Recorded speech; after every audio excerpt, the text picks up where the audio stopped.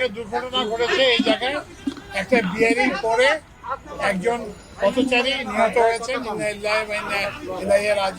সড়ক ও রেল উপদেষ্টা ফাউজুল কবির খান বলেছেন, মেট্রো রেলের বিয়ারিং প্যাড খুলে নিহত হওয়া ব্যক্তির পরিবারকে প্রাথমিকভাবে ৫ লাখ টাকা ক্ষতিপূরণ দেয়া হবে। এছাড়া তার পরিবারে কর্মক্ষম কোনো ব্যক্তি থাকলে তাকে মেট্রো রেলে চাকরির ব্যবস্থা করা হবে। রোববার ২৬ অক্টোবর দুপুরে দুর্ঘটনাস্থল পরিদর্শনে এসে তিনি কথা বলেন।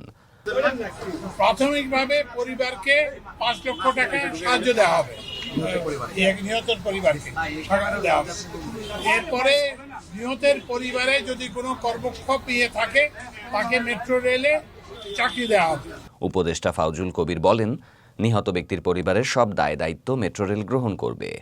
প্রাথমিকভাবে নিহতের পরিবারকে ৫ লাখ টাকা ক্ষতিপূরণ দেয়া হবে।